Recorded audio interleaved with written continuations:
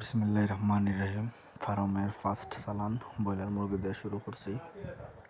আপনারা সবর দোয়া আল্লাহর রহমতে তোলার পর প্রথম দিকে একটু ভয় লাগছিল যে কীরকম খেলা খেতে অনেকটা তো জানা নাই নিউ।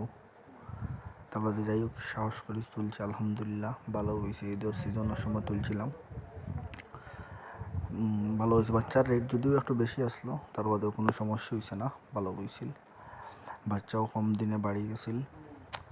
তো ভ্যাকসিনেশনগুলো তো দেওয়া তো জানি না। তো আমার মামু এর মাঝে খালার গরু ভাই তারা আসলে তারা জানে বুঝে, বা তারা ফার্মও আছে, তার নিজের হ্যাচারিংও আছে।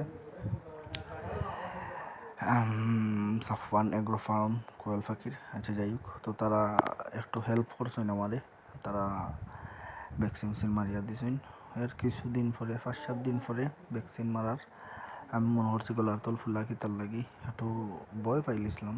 মনে করছিলাম যে কোনো ধরনের বেমার উমার বা কোনটানি ডাক্তারও দেখাইছি। যাই হোক কোনো বেমার না, একটা মূলত খাদ্য নালী বা খাদ্য তাকে যে খাওয়ার পর খাদ্য যেন জমে। আমি আর মনে করছি অন্য কোনো পানিও নিজে জমি যায় অর্থাৎ কোনটানি কোনো সমস্যা হয়েছে না, আলহামদুলিল্লাহ। আল্লাহর রহমতে খুব অল্প দিনেও বাড়ি গেছে। প্রায় 31-32 দিনের ভালো, প্রায় 2 কেজি ওয়েটের উপরে ছিল। ঈদের চালানো বেশি লাইছি, বেচায় আলহামদুলিল্লাহ ভালো হয়েছে।